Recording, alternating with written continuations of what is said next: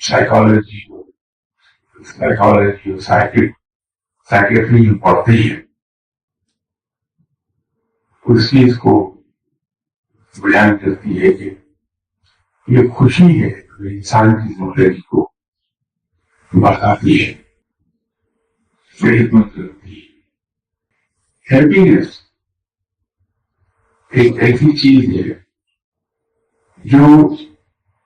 لینے سے نہیں ملتی ہے، دینے سے ملتی ہے۔ جب انسان دوسروں کو دینے لگتا ہے اس سے جو خوشی حاصل ہوتی ہے وہ ریئل ہیپینس ہے۔ اس سے مراد صرف میٹیریل چیزیں نہیں ہے کہ ہم جس کو کوئی مانیٹری فائدہ دے تو ہمیں خوشی ہوگی۔